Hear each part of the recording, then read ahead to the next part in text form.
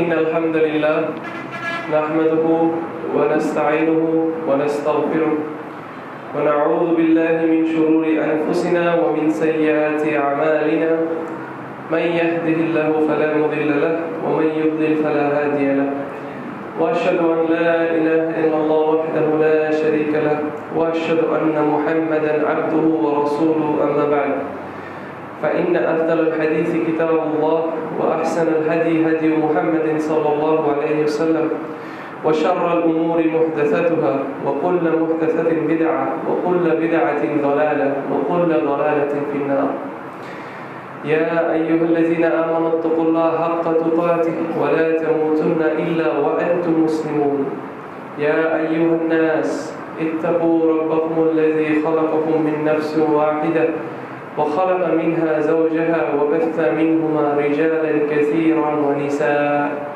واتقوا الله الذي تساءلون به والأرحام إن الله كان عليكم رقيبا يا أيها الذين آمنوا اتقوا الله وقولوا قولا سديدا يصلح لكم أعمالكم ويغفر لكم ذنوبكم ومن يطع الله ورسوله فقد فاز فوزا عظيما أما بعد নিশ্চয়ই সকল প্রশংসা আল্লাহ সুবহানাহু ওয়া তাআলার, যিনি আমাদেরকে তৌফিক দান করেছেন এই জুমাবারে রমাদান মাসে এই জুমাবারে মসজিদে অ্যাটেন্ড করার এবং এই জুমার সালাত খুতবার সাথে শোনার।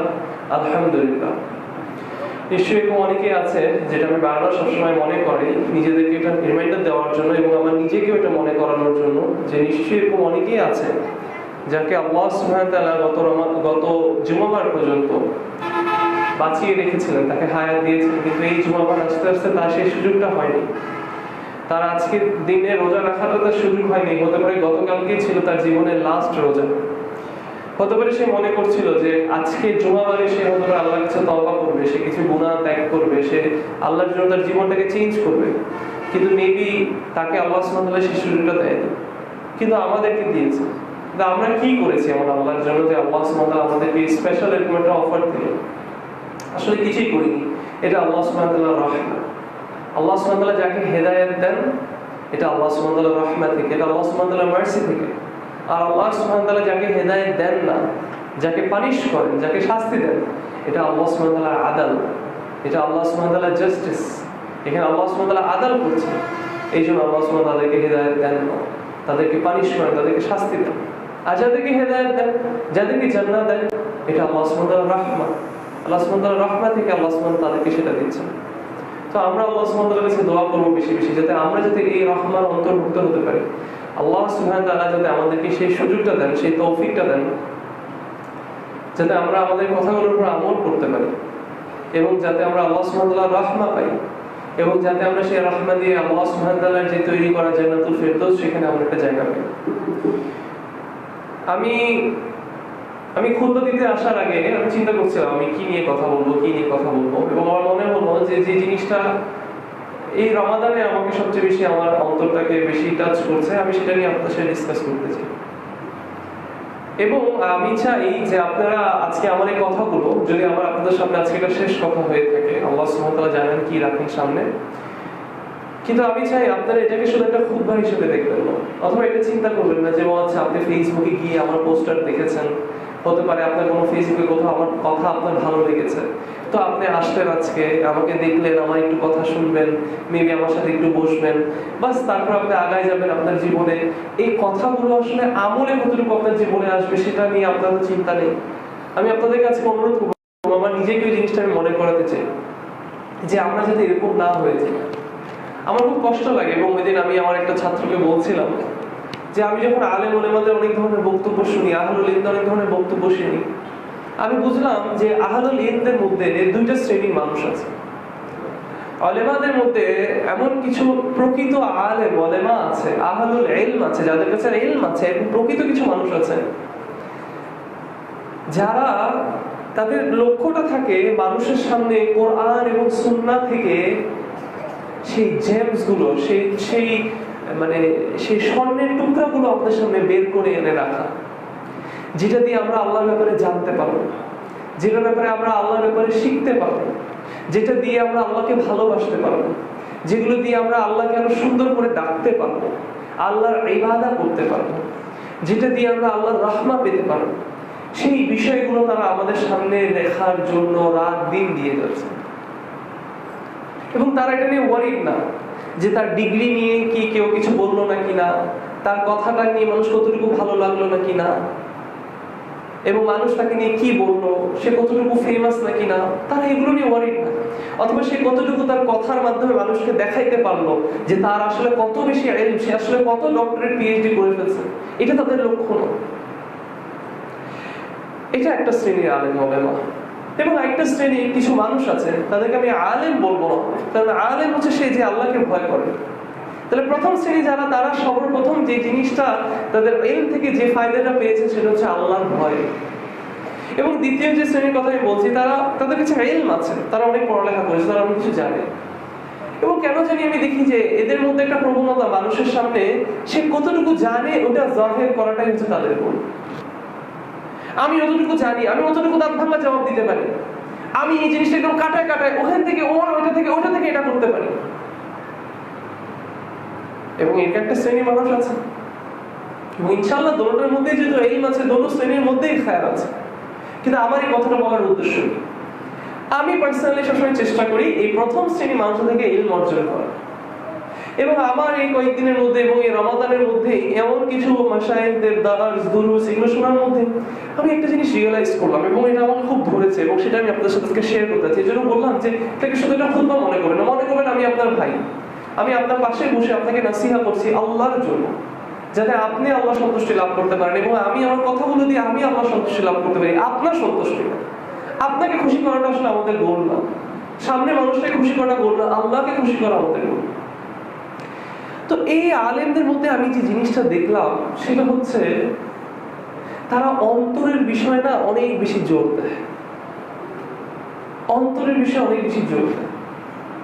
এবং তারা তাজকিয়াতুন নাফস, আমাদের মধ্যে একটা নাফস আছে, আমাদের একটা প্রবৃত্তি, যেটাকে বলে বাংলায় প্রবৃত্তির টান, হ্যাঁ, আমাদের যে প্রবৃত্তি, এটা আমাদেরকে না খারাপ দিকে ডাকে, অনেকভাবে ডাকে, অনেক ধরনের শুভহাত শাহওয়াত থাকতে পারে, অনেকভাবে আমাদেরকে ডাকে, খারাপ কাজের দিকে, গুনার দিকে, আলসামির দিকে, লোভ, দুনিয়ার লোভের দিকে আমাদেরকে ডাকে, গুনার দিকে ডাকে। এবং এটার তাজকিয়া করা, এটাকে পরিষ্কার করা না অনেক ইম্পর্টেন্ট একটা জিনিস। এবং আমার মনে হয় যে আমরা এটাকে একদম ভুলে যাচ্ছি, এবং এই টপিকটা নিয়ে একদম ডিসকাশন হয় না। রমাদানও কিন্তু চলে আসছে এখন, এবং শুধু চলে আসে না, এসে কিন্তু চলেও যাচ্ছে, আর বেশি দিন কিন্তু নেই। অনেকে জীবন থেকে হতে পারে চলেও গিয়েছে, সে পৃথিবী থেকে চলে গেছে। কিন্তু আমরা আজকে আপনারা সবাই একজন একজনকে নিজেকে প্রশ্ন করেন, এবং আমি নিজেকে প্রশ্ন করি, তো এই রমাদানটা আসছে, আমি আমার কলটাকে কতটুকু পরিষ্কার করতে পারছি? একটু নিজেকে প্রশ্ন করি। আজকে আমার খুতবাটা এটা নিয়েই হবে যে আমরা আমাদের কলবের পরিষ্কার করা নিয়ে আমরা কতটুকু গুরুত্ব দেখাচ্ছি। আল্লাহ সুবহানাহু ওয়া তাআলা সূরা আশ-শামসের মধ্যে আল্লাহ 11টা জিনিসের শপথ খেয়ে বলছেন, ক্বাদ আফলাহা মান তাযাক্কা। আল্লাহ সুবহানাহু ওয়া তাআলা বলছেন যে নিশ্চয়ই তারা বিজয়ী, তারা সাকসেসফুল, তারা সফলকামী, কারা?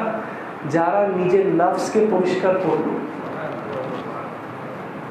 হ্যাঁ, অবশ্যই আমরা মনে করি যে হ্যাঁ আমরাও করি, এটা তো কোনো সিরিয়াস জিনিস না, কিন্তু আমরা বুঝি না যে এটা আসলে কত ইম্পর্টেন্ট একটা জিনিস। একটা হাদিসে রাসূলুল্লাহ সাল্লাল্লাহু আলাইহি ওয়াসাল্লাম আমাদের একটা হাদিসে বলছেন যে আমাদের শরীরের মধ্যে একটা অঙ্গ আছে, একটা মাংসের, একটা there is a piece of flesh, একটা মাংসের দলা আছে। বলছে যদি এটা ঠিক থাকে তাহলে পুরো শরীরটা ঠিক থাকে, আর যদি এটা ঠিক না থাকে তাহলে পুরো শরীরটা ফাসাদ হয়ে যাবে। এবং বলা হচ্ছে সেই মাংসের দলাটা কি? সেটা হচ্ছে আমাদের কাল্ব। কিন্তু দুঃখের বিষয়টা হচ্ছে এটা যে আমরা শুধু কথার মানুষ হয়ে গিয়েছি, আমাদের আকীদার কথাগুলো শুধু মুখে, কিন্তু আমাদের অন্তরে আজকে দিন পর্যন্ত ঢুকে নেই।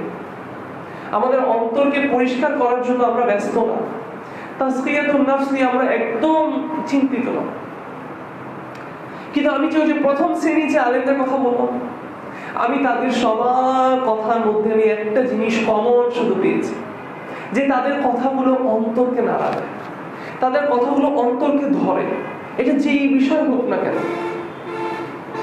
এবং নিশ্চয়ই এটা তাদের নিয়তের জন্য ইনশাআল্লাহ বিদিল্লাহ, যে তারা চায় যে যে জিনিসটা ঠিক হলে সবকিছু ঠিক থাকবে, ওই কালটাকে ঠিক করার জন্য। এখন আমি আপনাদেরকে আবার মনে করাতে চাই যে আমরা কবে আমাদের নিজেদেরকে পরিষ্কার করব। আসলে কি যথেষ্ট হয়নি এই বিতর্ক? এটি কি প্রথম রমাদান আমাদের জীবনে? এই বিতর্ক টপিকগুলোকে আগে শেষ হয়নি? আগে কি আমরা এই উত্তরগুলো পাইনি? আমার দলিলগুলোকে আমি তাদের সামনে পেশ করে ফেলিনি? এখন একটু আমরা নিজেদেরকে সময় দিই, আমরা নিজেদেরকে একটু প্রশ্ন করি তো।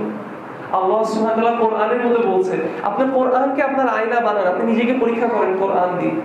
আল্লাহ সুবহানাহু ওয়া তাআলা কোরআনের মধ্যে বলছেন যে কোরআনের আয়াত যখন নাজিল হয় তখন মুনাফিকরা দুষ্টামি করে যে এই তোদের মধ্যে কার ঈমান বাড়লো দেখি বলতোই কোরআন আয়াত নাজিল হওয়াতে। এবং আল্লাহ সুবহানাহু ওয়া তাআলা তারপর বলছেন যে নিশ্চয়ই যখন কোরআনের আয়াতগুলো নাজিল হয় এটা মুমিনদের অন্তরকে নাড়া দেয়, এটা তাদের ঈমানকে বাড়ায়। ভাই আপনার আমাকে উত্তর দিতে হবে না, আমি নিজেকে প্রশ্ন করি, আপনি নিজেকে একটু প্রশ্ন করেন তো। এই রমাদানে যে আপনি তারাবিতে দাঁড়িয়ে দাঁড়িয়ে যে কোরআনটা শুনেন, আপনি 8 রাকাতের মধ্যে শুনেন বা 20 রাকাতের মধ্যে শুনেন বা 30 রাকাতের মধ্যে শুনেন, কিন্তু নিজেকে শুধু এই প্রশ্নটা করেন যে যে রাকাতের যত রাকাতের মধ্যে আপনি তারাবি পড়েন না কেন, আপনি সত্যি করে বলেন তো অর্থের জন্য আল্লাহর যে ওয়ার্নিং গুলা, আল্লাহর যে জাহান্নামের যে বাণীগুলা, আল্লাহর জাহান্নামের যে খবরগুলা, সেটার জন্য আপনি কখন কান্না করছেন? সত্যি করে আমরা একটু নিজেকে প্রশ্ন করি তো, লাস্ট কবে ইমাম যখন চুপ হয়ে গেছে আমার মনটা খারাপ হয়েছে যে না ইমাম আরেকটু কন্টিনিউ করতো না, আরেকটু আমি আল্লাহর কথা শুনতেছিলাম, কেন থেমে গেল?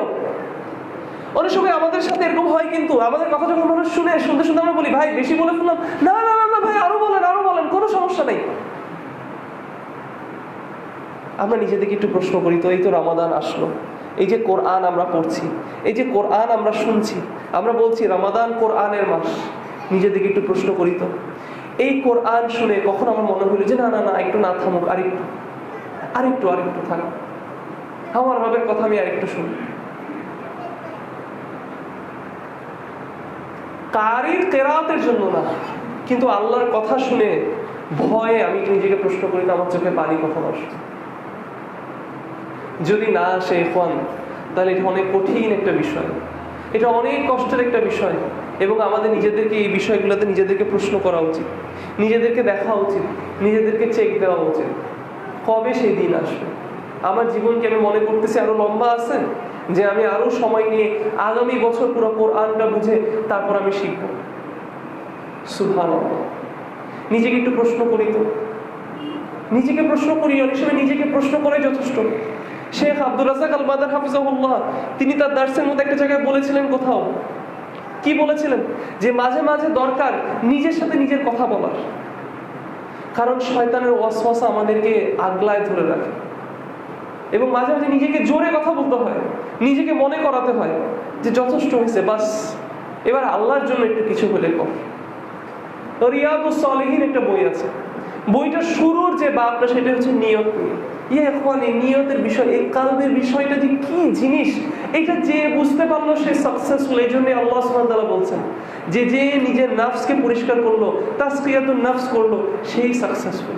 আসলে আমি তখন চিন্তা করে দেখি আসলেই সে সাকসেসফুল।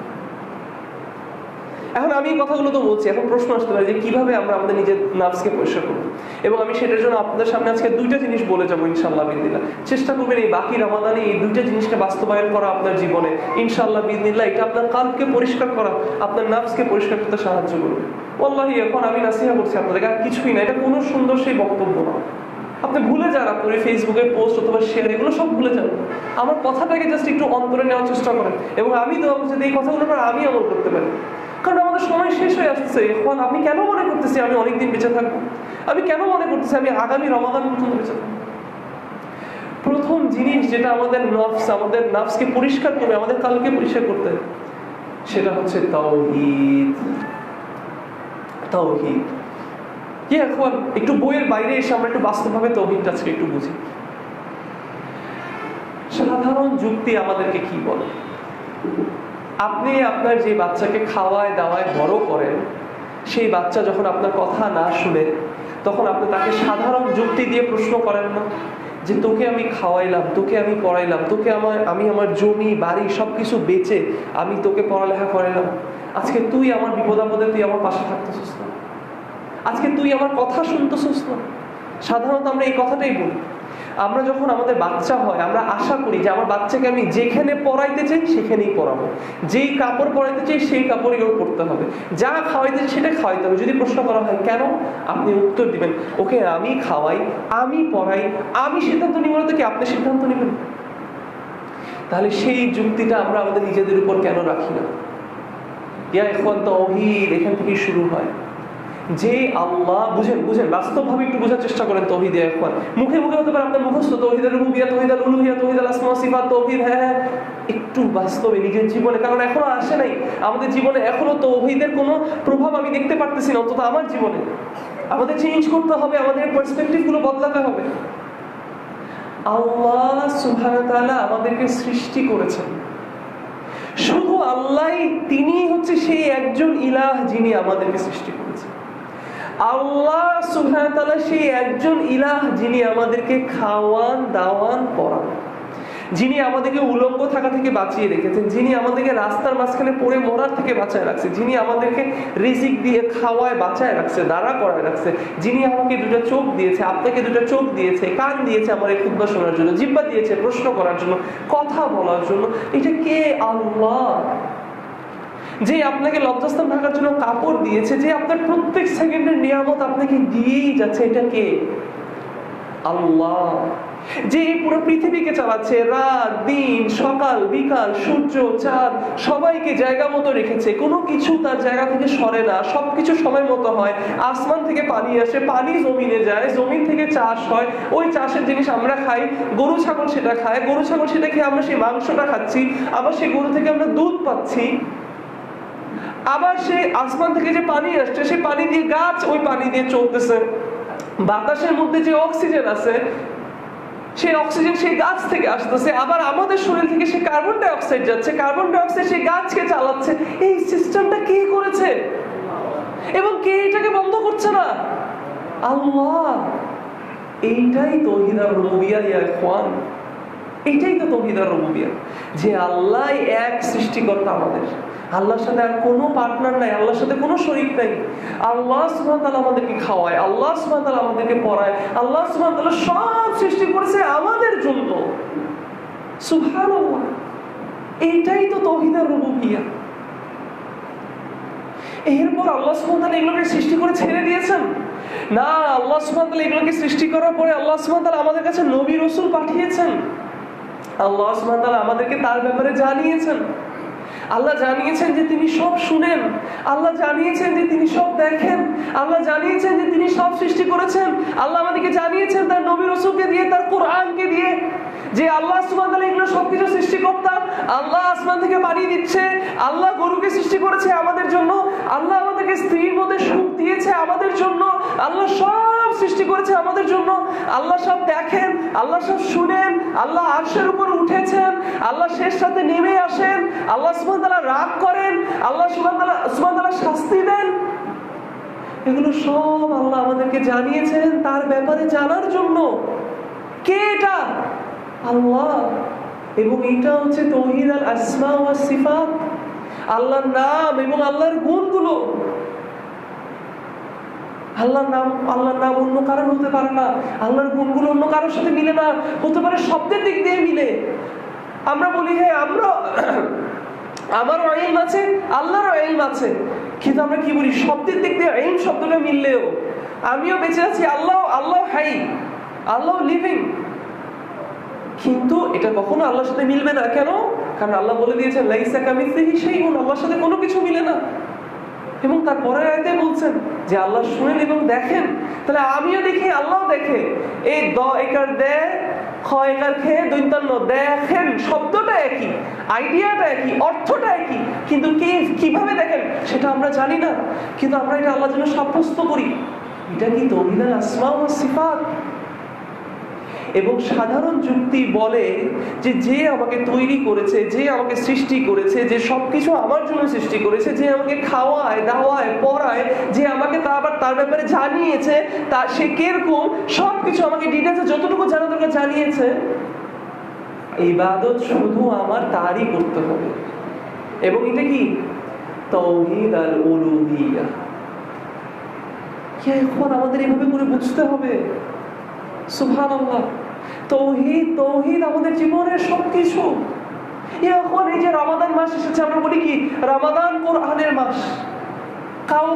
কাউকে জিজ্ঞেস করতে হবে না, আপনি নিজেকে একটু জিজ্ঞেস করেন তো, পুরো কোরআন যদি আপনি যে রমাদানের তো মানুষ তো শেষ করতেছে, খতম দিচ্ছে, বলে না পড়ে পড়ে শেষ করছে, জিজ্ঞেস করেন তো পুরো কোরআনের মধ্যে যদি একটা কমন মেসেজ থাকে সেটা আসলে কি? আমাদের মধ্যে অনেকে আছে, আমরা একেবারে কোনো লেকচারে শুনেছি, কোনো বইয়ে শুনেছি, কিন্তু আমরা সত্যি করে কি বলতে পারবো যে আমরা পুরো কোরআনটা পড়ে আসলে বুঝছি যে এই একটা জিনিস আছে যেটার ব্যাপারে আল্লাহ বারবার কোরআনের মধ্যে বলতেছে?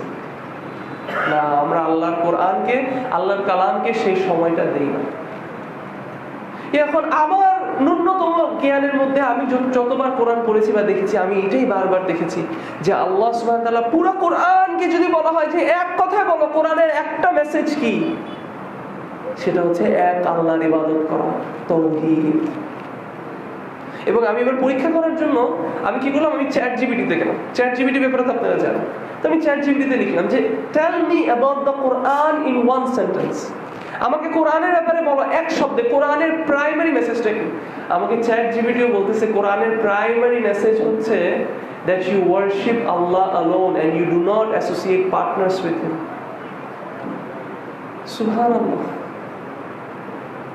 কিন্তু তাওহীদ আজকে আমাদের জীবনে কি? এটা শুধু একটা শব্দ, এটা কোনো বাস্তবায়ন আমাদের জীবনের মধ্যে নাই, যার কারণে আমাদের অন্তরটা পরিষ্কার হচ্ছে না, যার কারণে আমাদের অন্তরটা পরিষ্কার হচ্ছে না। আমরা খারাপ কথা বলার আগে চিন্তা করতেছি না, কারণ আমরা তাওহীদ বাস্তবায়ন করতে পারি নাই। আমরা ইবাদত শুধু আল্লাহর জন্য করতে পারতেছি না, আমরা ইবাদত শুধু আল্লাহর জন্য করতে পারতেছি না, আমরা ইলম অর্জন শুধু আল্লাহর জন্য করতে পারতেছি না, আমার যুক্তিগুলো আমি শুধু আল্লাহর জন্য পেশ করতে পারতেছি না। আমার মানুষকে প্রমাণ করতে হবে আমি কতটুকু সহিহ হাদিস জানি। আমার মানুষকে প্রমাণ করতে হবে যে আমার কোন কোন শেখের সাথে পরিচয় আছে। আমার মানুষকে প্রমাণ করতে হবে যে সঠিক মতটা আমার সাথে। কিন্তু আল্লাহর সামনে দাঁড়ানোর জন্য আমি সেই রিসার্চটা এখনো করতে পারতেছি না। কেন? কারণ এখনো তাওহীদ বুঝি নাই, এখনো জীবনে তাওহীদ বাস্তবায়ন হয় নাই। ইয়া ইখওয়ান, সুবহানাল্লাহ। এখনো আমরা মনে করি যে আমার জীবনটা আমার, কিন্তু এখনো নিজেকে বুঝাই না এটা। কিন্তু নিজের সন্তানের বেলায় বুঝি যে তোকে যেহেতু আমি খাওয়াই দাওয়াই, তোর আমার কথা শুনতে হবে।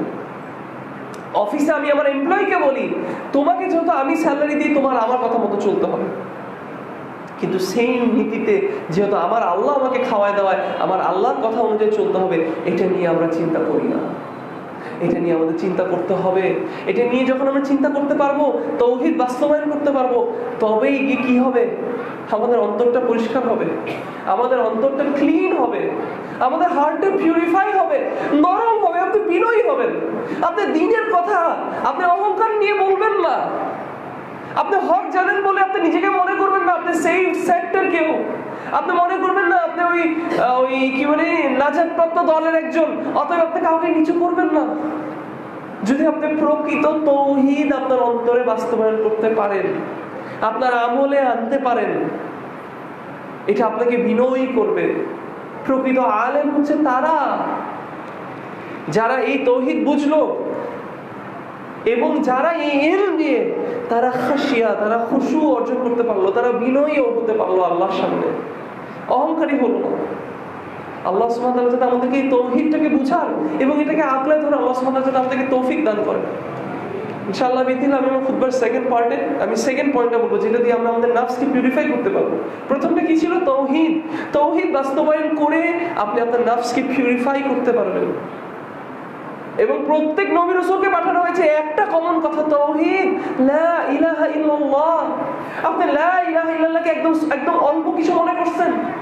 লা আল্লাহ, লা ইলাহা ইল্লাল্লাহ, এটা অন্তরকে নরম করতে হবে, এটা অন্তরকে একদম পরিষ্কার করতে হবে। লা ইলাহা ইল্লাল্লাহ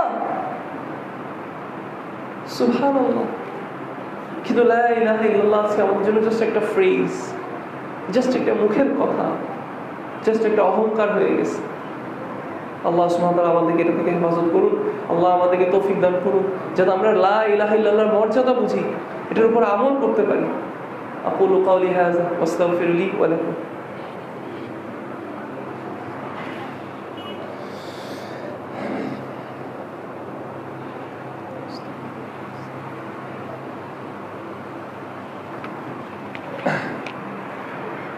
বিসমিল্লাহ ওয়াসসালাতু ওয়াসসালামু আলা রাসূলিল্লাহ ওয়া আলা আলিহি ওয়া সাহবিহি আজমাইন, সুম্মা আম্মা বাদ।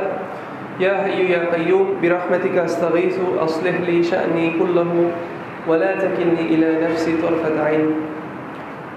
ইয়া ইখওয়ান, এই রমাদান মাস আমাদের কাছে এসেছে এবং বলা হয় যে এই রমাদান হচ্ছে আমাদের কোরআনের মাস।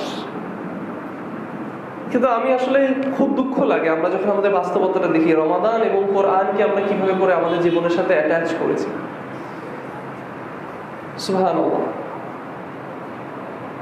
কোরআন হচ্ছে আল্লাহ সুবহানাহু ওয়া তাআলা থেকে একটা মেসেজ আমাদের জন্য, এবং শেখুল ইসলাম ইবনে তাইমিয়া তিনি আমাদেরকে বলেন যে কোরআন হচ্ছে আল্লাহর কালাম, কোরআন আল্লাহর কথা, কোরআন আল্লাহ থেকে আসা আমাদের কাছে একটা মেসেজ, তাই না? এই যে আমি যে আপনাদের সাথে কথা বলছি, আমি যদি এটা এমন ভাষায় বলতাম যে আপনারা বুঝেন না, তাহলে কি আসলে এটা কোনো মূল্য থাকতো?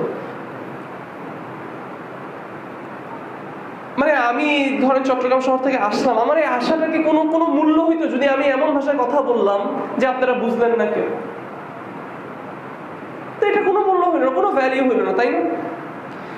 কোনো কথার পিছনে একটা বড় পারপাস হচ্ছে একটা মেসেজ পৌঁছানো। আমি যখন কথা বলতেছি, আমার কথার পিছনে একটা বড় লক্ষ্য হচ্ছে আপনার কাছে কোনো একটা ইনফরমেশন, কোনো একটা খবর পৌঁছায় দেওয়া। এটা হচ্ছে আমার লক্ষ্য, তাই না? তাহলে কোরআন কি আল্লাহর কালাম না? কোরআন আল্লাহ থেকে আমাদের কাছে আসা মেসেজ না? তাহলে আমরা এই কোরআনকে কি করে নিয়েছি? আমরা এই কোরআনকে ঠিক সেটাই করে নিয়েছি যেটা যদি আমি চট্টগ্রাম থেকে এখানে এসে আপনাদের সাথে, say for example I speak in English and the whole khutbah is in English and you don't understand anything, অনেকটা কোরআনকে আমরা আমাদের জীবনে এরকম করে নিয়েছি। কোরআনকে আমরা আমাদের জীবনে শুধু তেলাওয়াতের জন্য জায়গা দেখে দিয়েছি, শুধু তেলাওয়াত। এবং একটা বাস্তবতা আমি আপনাদেরকে বলি, আমাদের সবার মধ্যে আমরা যদি বলি শ্রেষ্ঠকে, নিশ্চয়ই আমরা বলবো শ্রেষ্ঠ হচ্ছে সে যে প্রতিদিন কোরআন তেলাওয়াত করে। আমরা নিশ্চয়ই বলবো যে প্রতিদিন কোরআন তেলাওয়াত করে সে আমাদের মধ্যে শ্রেষ্ঠ। অথচ চিন্তা করে দেখেন আমাদের স্ট্যান্ডার্ড কত নিচু হয়ে গেছে যে প্রতিদিন কোরআন তেলাওয়াত করে অর্থ ছাড়া তাকে আমরা শ্রেষ্ঠ বলতেছি না। আমি কি আপনাদেরকে বুঝাতে পারছি কথাটা? একটা উদাহরণ দিই। উদাহরণ সবসময় সবকিছুকে সহজ করে। ধরেন আমি আমার অফিসে চাকরির জন্য কিছু নিয়ম বানাইলাম, 10টা নিয়ম বানাইলাম, এবং 10টা নিয়মকে আমি মনে করেন ইংলিশ ভাষায় লিখলাম, 10 rules of my office। এখন আমার অফিসে আমার সব এমপ্লয়ীদেরকে, সব চাকরিজীবী যারা সবাইকে আমি দাঁড়া করলাম এবং বললাম যে দেখি তোমাদের মধ্যে শ্রেষ্ঠকে আমি বের করবো। এখন বললো যে শ্রেষ্ঠকে যে প্রতিদিন সকালে এসে আমার অফিসের নিয়মগুলো হাতে নিয়ে, point number 1 you have to come on time, point number 2 you should not mess up in the work, point number 3 you should not steal, point number 4 you should be good at your work। এরকম করে ইংলিশগুলো করে বলে, প্রতিদিন সকালে এসে বলে, কিন্তু সে একটা কথাও আমল করে না। তাকে কি আমরা শ্রেষ্ঠ বলবো? আরেকজন সকালে প্রতিদিন আসে, এসে আমার রুলস গুলো পড়ে, you should come on time, তারপর সে ঘড়িটা চেক করে যে আমি কি সময় মতো আসছি। হ্যাঁ। 2 নম্বর পয়েন্ট, তুমি সময় মতো অফিস থেকে বের হবা। হ্যাঁ, আমি আজকে বের হওয়ার সময় কয়টা বাজে বেরিয়েছি। হ্যাঁ, ঠিক আছে। 3 নম্বর পয়েন্ট, তুমি তোমার কাজগুলো তাড়াতাড়ি করবে। হ্যাঁ, আমি কি তাড়াতাড়ি। হ্যাঁ। 4 নম্বর পয়েন্ট, তুমি টাকাগুলো সুন্দরভাবে গুছিয়ে রাখবে। আমি গুছিয়ে রাখছি। সে কি শ্রেষ্ঠ না? কিন্তু আমাদের জীবন আজকে কিরকম হয়ে গেছে বলেন। এখন এই উদাহরণটার সাথে আপনারা আমাদের কোরআনের সাথে সম্পর্কটাকে মিলান, বাস্তবতা। এমনকি এই রমাদানে আপনি এটাকে মিলান। এখন কয়জন আমরা রমাদানে আমাদের গোল করে নিয়েছি, আমাদের রমাদানের মধ্যে আমরা আমাদের টার্গেট করে নিয়েছি যে আমি অর্থটা বুঝবো কোরআনের। হ্যাঁ, আমি সাথে সাথে ইমাম যা পড়তেছে আমি আরবি না বুঝলেও আমি বাসায় গিয়ে আজকে এই পারাটা যেটা পড়ছে এটা তাফসীরটা পড়বো। অথবা আমি আজকে আগে থেকে তাফসিরটা পড়ে আসবো, যে রাতে উনি তো আজকে এই পারাটা করবে, আমি যদি অন্তত তাফসির গুলো পড়ি শব্দে শব্দে আমি অন্তত জান্নাত, ও জাহান্নাম, ও রাসূল, ও আচ্ছা হ্যাঁ এটা ওইটা ওইটা, এই শব্দগুলো আমি মিলাইতে পারবো। কয়জন এটা করতেছে? করছি না। আমরা কোরআনকে করে নিয়েছি কি শুধু তিলাওয়াত। হাত্তা অনেকে বড়াই করে বলে, কি বলে, অনেকে বড়াই করে বলে যে আমি একটানা আমি কোরআন পড়তে পারি, কোনো পৃষ্ঠা না উল্টায়, কোনো মুসাফ না খুলে একটানা আমি কোরআন পড়তে পারি। সুবহানাল্লাহ। কিন্তু তার কোনো অর্থের দিকে তার কোনো নজর নেই। সুবহানাল্লাহ, সুবহানাল্লাহ। সালাফদের কবে তারা এইভাবে বুঝেছে? আমি আপনাদের একটা উদাহরণ দিই। সাহাবীরা কি করতেন? কোরআন মানে আমরা আসলে না কি বলি আর আমরা কি করি, আসলে আমরা না মানে হাসি পায় আমাদের বাস্তবতাটা যদি আমরা দেখি। আমরা সালাফি করি, আমরা বলি যে আমরা সালাফদের নীতি মানি। সালাফরা কি করেছেন, সাহাবীরা কি করেছেন? 10টা আয়াত নিচে, 10টা আয়াত বুঝছে, আমল করেছে, তারপর নেক্সট 10টা আয়াতে গেছে। আমরা হচ্ছে আমাদের মধ্যে যে দিনে একটা পৃষ্ঠা শেষ করতে পারে তাকে ওরে বাবা রে তুই কি জিনিস রে ভাই, সূরা বাকারা যে 1 মাসের মধ্যে মুখস্থ করে শেষ করতে পারলো, আমরা বলি ভাই ও বেস্ট, এর থেকে আর কিছু হতে পারে না। যার কেরাআত সুন্দর এবং তার সুন্দর কেরাআতের জন্য সেটা অ্যাওয়ার্ড পাইছে, তাকে আমরা মাথার মুকুট মনে করি, তাকে আমরা মাথার মুকুট মনে করি। কিন্তু কোনোদিন তাকে মাথার মুকুট মনে করি না যে মানুষটা কোরআনের উপর আমল করতেছে তার জীবনে। ওয়াল্লাহি এটাই বাস্তবতা। বলা হচ্ছে যে যে কোরআন তেলাওয়াত করে ফার্স্ট প্রাইজ আসছে তাকে আমাদের ভিআইপি ট্রিটমেন্ট দেওয়া উচিত। ঠিক আছে, আমি মানলাম ভিআইপি ট্রিটমেন্ট দিলাম উইথ রেসপেক্ট টু দ্য কোরআন, কোরআনকে সম্মান দিয়ে। তাহলে এর থেকে তো আরো ভিআইপি ট্রিটমেন্ট তাকে দেওয়া উচিত যে কোরআনটাকে ভুল করে করে হলেও পড়ে 2টা করে সওয়াব পায় এবং সেটার উপর আমল করতেছে। কই সেই ভিআইপি ট্রিটমেন্ট তো আমাদের কোনো খবর নেই, এবং মাঠে ঘাটে তো সেই মেসেজের আমি কোনো কিছু দেখি না। আমরা কি হাস্যকর একটা কম হয়ে যাচ্ছি না? কি মুনাফিকে কাজকর্ম চলে আসতেছে না আমাদের মধ্যে? এটাকে আমরা করে নিয়েছি আমাদের কোরআন শুধু তিলাওয়াত, কোনো আমল নাই, কোনো বুঝা নাই অর্থ, কোনো চেষ্টা নাই বুঝার। সুবহানাল্লাহ।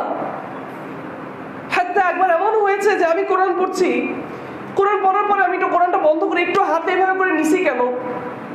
আমাকে একজন বলতেছে যে আপনার হাতে যদি 10 কেজি সিমেন্ট দেওয়া হয় আপনি এটাকে কি করবেন? ওটার ভার আপনি নিতে পারবেন? ওটাকে আপনি এখানে হাতে নিতে পারবেন? আমি বললাম না ভাই, 10 কেজি সিমেন্ট মানে 10 কেজি হতে পারবো, কিন্তু 20-30 কেজি তো পারবো না। তাহলে এই কোরআন বলছে যে পাহাড়কে দিলে পাহাড় নিতে পারবে না, ওকে দিলে পাহাড়কে দিলে পাহাড় নিতে পারবে না, সেটা আমাদের মানুষকে দিছে, আপনি এটা এখানে ধরে রাখতে হবে, আপনার হাতে এখানে কেন রাখছেন? আরে ভাই কি আজব ব্যাপার। অথচ তার জীবনে কোরআনের কোনো আমল নাই, কিন্তু আমি কোরআনটা কেন বুকে ধরে রাখি না, একটু হাতের এখানে রাখছি পরে আমার পছন্দ গেছে। মানে আমাদের স্ট্যান্ডার্ডটা কি দেখছেন? এখন আমাদের অবস্থাটা কোথায় দেখছেন? কোরআনের সাথে আমাদের কি সম্পর্ক? সুবহানাল্লাহ। আমরা যদি কোরআনের মুসহাফটা খুলি, the amazing beauty of the Quran, আমরা যখন কোরআনের মুসহাফটা খুলি প্রথম যে 2টা পৃষ্ঠা ছোট ছোট, আমরা ছোট ছোট 2টা গোল গোল এরকম দেখি না, সূরা ফাতিহা এবং সূরা বাকারা শুরু। প্রথম পৃষ্ঠা ইন্টারেস্টিংলি দোয়া, আলহামদুলিল্লাহি রাব্বিল আলামিন আর রহমানির রহিম মালিকি ইয়াউমিদ্দিন ইয়াকা না'বুদু ওয়া ইয়াকা নাস্তাঈন ইহদিনাস সিরাতাল মুস্তাকিম। আল্লাহ আমাকে গাইড করো, দিক নির্দেশনা দাও, সিরাতাল মুস্তাকিম। মুসাফে ঠিক এই পৃষ্ঠায় কি, এটা হচ্ছে সেই বই যেখানের মধ্যে কোনো কি নাই, সন্দেহ নাই। কি করবে? এটা আমাদেরকে মুত্তাকিদের জন্য হিদায়াত। এখানে হিদায়াত দোয়া করেছি, এখানে হিদায়াত চলে আসছে আমাদের কাছে। এইভাবে কখনো চিন্তা করছি কোনোদিন? আমরা তো খালি ব্যস্ত হয়ে গেছি যে কোন জায়গায় কার কেরাত কত সুন্দর, কার তাজবিদ কত সুন্দর, কার পিছনে দাঁড়াইলে চোখে পানি চলে আসে, কণ্ঠের জন্য, কেরাতের জন্য, অর্থের জন্য। কবে আমরা নিজের জীবনে বলছি না ভাই এই বইটা আমার জীবন নীতি, এই বইটা থেকে আমার আমল নিতে হবে? কবে আমাদের এমন হয়েছে এই আয়াতটা আজকে শুনছি, এটার উপর আমি আমল করব? সেটার জন্য তো এমন পর্যন্ত বুঝতে হবে কবে আমরা বসছি, কয়বার বসছি আমরা বোঝার জন্য, যেভাবে আমরা টাকা বোঝার জন্য বসছি। একটা ব্যাংকে গিয়ে ব্যাংক অ্যাকাউন্ট খোলার জন্য ওই প্রসেসিংটার জন্য যতক্ষণ আমরা ব্যাংকে বসি, ততক্ষণও কি আমরা আমাদের পুরো এই জীবনে বসছি কোরআনটা নিয়ে অর্থ বোঝার জন্য? আল্লাহু আকবার। বিয়ে করার জন্য ওই মেয়েকে দেখার জন্য যত ইনফরমেশন নিছি, যত ঘাটাঘাটি করছি, শ্বশুর বাড়িতে যত পেইন দিছি, যত খবর নিছি, কোরআনের বেলায় কি তত বেশি পড়ালেখা করছি এখন পর্যন্ত? বাচ্চাকে কোন স্কুলে দিব সেই স্কুল নিয়ে যত ঘাটাঘাটি করছি, কোরআন নিয়ে কি তত ঘাটাঘাটি করছি? তাহলে এটাই আমাদের জীবন। দেখেন কি সুন্দর করে কোরআনের মধ্যে বলা হচ্ছে। আল্লাহ সুবহানাহু ওয়া তাআলা কি বলছেন, রাসূলুল্লাহ সাল্লাল্লাহু আলাইহি ওয়াসাল্লাম কি বলছেন এই কোরআনের ব্যাপারে? একটা হাদিস বলি আপনাদেরকে, দেখেন নিজের চোখে বাস্তবভাবে পিকচার করার চেষ্টা করেন। উদাহরণ, এই যে আমি বেশি উদাহরণ দিই, এটা কার সুন্নাহ? এটা আল্লাহর সুন্নাহ। আল্লাহ সুবহানাহু ওয়া তাআলা কোরআনের মধ্যে এরকম করে সময় বলেন। কারণ আমি এই রমাদানে আমি যখন কোরআন পড়াচ্ছি, মানে আমার মনে হয় যে মানে শুধু রমাদানে যখনই কোরআন পড়ি মনে হয় যে আল্লাহ সুবহানাহু ওয়া তাআলা কথা বলে। মাঝে মাঝে আল্লাহ বলে যে এবার তোমরা সিরিয়াস হও, এখন আমি তোমাদেরকে এমন একটা উদাহরণ দিব, এই উদাহরণটা শুনে তোমরা, মানে এটা একটা দারুণ উদাহরণ আল্লাহ করে বলে, এবার আমি তোমাদেরকে দুইটা লোকের উদাহরণ দিব যাদেরকে আমি এটা দিয়েছি ওটা দিয়েছি। মানে আল্লাহ উদাহরণ দিয়ে দিয়ে আমাদেরকে বুঝাতে চান। তারপর আল্লাহ বলেন যে ঠিক এইভাবে আমি উদাহরণ দিয়ে বুঝাই আমার কথাকে, আমি স্পষ্ট করি। রাসূলুল্লাহ সাল্লাল্লাহু আলাইহি ওয়াসাল্লাম একটা উদাহরণ দিচ্ছেন যে আল্লাহ সুবহানাহু ওয়া তাআলা সিরাতুল মুস্তাকিমের একটা উদাহরণ পেশ করতেছে। কি সেটা? একটা রাস্তা, চিন্তা করেন একটা রাস্তাটা সোজা যাচ্ছে, রাস্তার সামনে একটা দরজা আছে এবং ওইখান থেকে ডাকা হচ্ছে, আসো আসো আসো, সোজা আসতে থাকো, সোজা আসতে থাকো। পিকচার করেন, আপনার সবাই চোখে পিকচার করেন। রাস্তার দোনো পাশে অনেকগুলো দরজা, দোনো পাশে কি অনেকগুলো দরজা, এবং দরজার উপরে উপরে কি মানে অনেকগুলো দরজা না, যেমন এই যে আপনাদের এখানে যে খোলা না চৌকাঠ দেওয়া না, এরকম করে চৌকাঠ দেওয়া, এরকম করে চৌকাঠ দেওয়া খোলা। এবং আপনাদের এখানে যখন দরজা দেওয়া, গেট আছে না, ওখানে কোনো গেট নাই যেভাবে করে গেট খুলবেন। হাদিসের মধ্যে বলা হচ্ছে যে পর্দা দেওয়া, মানে পর্দা মানুষ সরায়, গেট মানুষ খুলে, পর্দা মানুষ সরায়। তাহলে পিকচার করেন একটা রাস্তা সোজা, অনেকগুলো খোলা রাস্তা, ফাঁকে ফাঁকে দিয়ে অনেকগুলো খোলা রাস্তা, প্রত্যেক রাস্তার মুখে মুখে পর্দা দিয়ে ঢাকা। এবার আপনি যাচ্ছেন ওই রাস্তার সামনে থেকে একজন আপনাকে ডাকছে, সোজা আসতে থাকো, আসতে থাকো, আসতে থাকো, আসতে থাকো। আপনার মাঝে মাঝে ইচ্ছা করে একটু পর্দাটা সরাই ঢুকতে। যখনই আপনি পর্দা সরাই ঢুকতে একটু ইচ্ছা হবে, তখনই উপর থেকে একজন বলে, না এটা খুইলো না, এটা সরাইও না, পর্দাটা সরাইও না, এখানে ঢুইকো না। বলা হচ্ছে যে এই রাস্তাটা হচ্ছে সিরাতুল মুস্তাকিম। বলা হচ্ছে ওই সামনে থেকে যে ডাকতেছে সেটা হচ্ছে কোরআন। বলা হচ্ছে এই যে এই রাস্তাগুলো, এগুলো হচ্ছে মাহারিমুল্লাহ, আল্লাহ যে হারামগুলো করেছে, মনে করেন জিনা, ব্যভিচার, রিবা।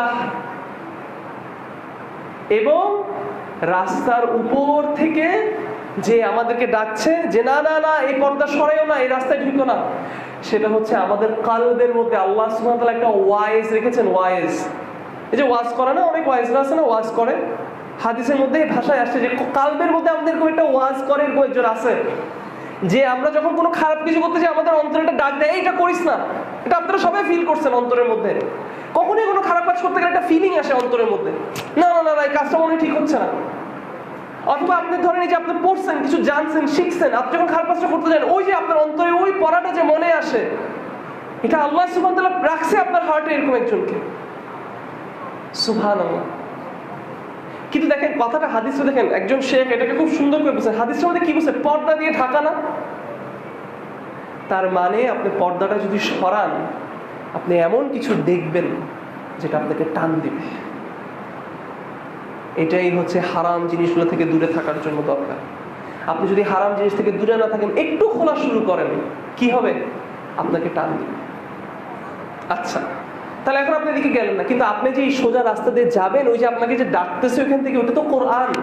তাহলে এই রাস্তাটা শোনার বোঝার জন্য তো তার ডাকটা আপনার বুঝতে হবে, তার ডাকটাই তো এই কোরআন। তাহলে এই কোরআন কি আমরা বুঝতেছি? তাহলে ওই ডাক কি আমরা বুঝবো? তাহলে ওই ডাক না বুঝলে কি আমরা রাস্তা থাকতে পারবো? নাকি আমরা পাশে রাস্তায় চলে যাব? পাশে রাস্তায় চলে যাব। এই জন্য আমাদের কোরআনকে আগলায় ধরতে হবে। এইটা আমাদের নাফস, আমাদের অন্তরকে পরিষ্কার করবে, আমাদের কালবকে পরিষ্কার করবে, আমাদেরকে হারাম থেকে দূরে রাখবে, আমাদেরকে আল্লাহর ভয় বাড়াবে আমাদের কালবের মধ্যে যদি আমরা কোরআনকে আগলায় ধরি। সকল সাহাবী, সকল সালাফ সঠিক তিলাওয়া কোরআনের মধ্যে যে আসছে না, হাক্কা তিলাওয়া যেটা আসছে না, যে সঠিক তিলাওয়া যেটা, এটাকে কোন সালাফ অথবা কোন সাহাবী শুধু শব্দ শব্দ তেলাওয়াত বুঝে নাই, শব্দ মানে আওয়াজ দিয়ে তেলাওয়াত শুধু বুঝেন নাই, বা তারা এটাকে বুঝেছেন যে এটাকে ঠিকভাবে পড়া, ঠিক মাখরাজ, ঠিক হারাকা, সবকিছু ঠিকভাবে, যেখানে মাদ করা দরকার মাদ করা, তাজবিদের যে মানে ম্যান্ডেটরি ওয়াজিব যে রুলগুলো আছে সেগুলো করে ঠিকভাবে পড়া, এটার অর্থ বুঝা এবং এটার উপর আমল করা। এটাই হচ্ছে আমাদের কোরআনের সাথে সম্পর্ক, এবং এটা আমাদের অন্তরকে পরিষ্কার করবে, এবং আমাদের অন্তরকে পরিষ্কার করলে আমাদের পুরো শরীর ঠিক থাকবে, আমাদের আমল করতে আমাদের ভালো লাগবে, আমাদের আল্লাহর প্রতি ভালোবাসা আসবে, আমাদের তৌহিদকে আমরা সুন্দর করতে পারবো, আমাদের তৌহিদকে আমরা বাস্তবায়ন করতে পারবো, আমরা আমাদের ইবাদত শুধু আল্লাহর জন্য করতে পারবো যখন এই কোরআনটাকে আমরা আগলায় ধরবো। আমাদের প্রত্যেকের জীবনে একটা কোরআন থাকা উচিত, যে কোরআনটা পড়তে পড়তে কাগজগুলো কোনায় কোনায় কুচকায় যাওয়া উচিত। কিন্তু দুঃখের বিষয়টা হচ্ছে এটা যে আমাদের টাকা কুচকায় যায়, আমাদের টাকা মুচড়ায় যায়, আমাদের টাকার কাগজ ছিঁড়ে যায়, কিন্তু আমাদের মুসহাফ কোনো দিনও একটু বাঁকাও হয় না, কারণ এটা যেভাবে কিনে এনেছিলাম সেইভাবেই থেকে যায়। তাফসিরের বই যদি ঘরে থাকে সেটাতে শুধু ময়লাই পড়ে, অথবা মানুষকে বলে আরে আমার কাছে তো শেখ জাকারিয়ার 5টা খণ্ড আছে, শেখ জাকারিয়া আমাকে এটা গিফট করেছে। এইটা বলে আমরা যত মজা পাই, কিন্তু আমরা কখনো সেটা বলতে পারি না শেখের কাছে গিয়ে, শেখ ওয়াল্লাহি আপনার এই আয়াতের এই তাফসীরটা পড়ে শেখ আমার জীবনটা তো বদলাই গেছে। এই কথা আমরা কয়জন বলার জন্য তৈরি আছে দেখি আমরা এখন বলি তো, কিন্তু আমরা অনেকে এখানে বলার জন্য তৈরি, ইয়া শেখ আমি আপনাকে আল্লাহর জন্য ভালোবাসি, আপনার 5 খণ্ড আমার কাছে, আমি ফার্স্ট যে এটা কিনছিলাম, এরকম বলার জন্য আমরা তৈরি। ওয়াল্লাহি এভাবে করলে আমরা কোনোদিন আমাদের কালকে পরিষ্কার করতে পারবো না, এভাবে করলে আমরা কোনোদিন ওই রাস্তার মধ্যে থাকতে পারবো না যেটা আমাদেরকে জান্নাতে নিয়ে যাবে। এভাবে করলে আমরা কোনোদিন আল্লাহ সুবহানাহু ওয়া তাআলার সন্তুষ্টি আশা করতে পারি না। কিয়ামতের ময়দানে এই কোরআন আমাদের জন্য হুজ্জা হয়ে দাঁড়াবে না। সালাফদের মধ্যে এমন কথা আছে যে এরকম অনেকে আছে যারা কোরআনের একটা লেটারও বাদ দেয়নি, সবগুলো পড়ে সে এক বসা দিয়ে সবগুলো পড়ে উঠেছে, এবং বলে যে সে এই উঠে বলে যে সে প্রত্যেকটা লেটারকেই সে বর্জন করেছে। কিভাবে? কারণ সে সবগুলো পড়েছে, সবগুলো লেটার টু লেটার, জম্মা ফাথা কাসরা জবর জের সবই পড়ছে, কিন্তু সবগুলোকে ত্যাগ করছে। কেমনে? সে কোনো কিছুর উপরে আমল করে নাই, সে শুধু পড়াটাকেই তার জীবনের কোরআন মেনে নিয়েছে। সুবহানাল্লাহ। আমি যদি আমার পুরো খুতবা জুড়ে কোনো কিছু ভুল বলে থাকি, ইটস ফ্রম মি এন্ড শয়তান, এটা আমার থেকে শয়তান থেকে, and Allah is messenger is free from it, আল্লাহ এবং তার মেসেঞ্জার সাল্লাল্লাহু আলাইহি ওয়াসাল্লাম থেকে মুক্ত।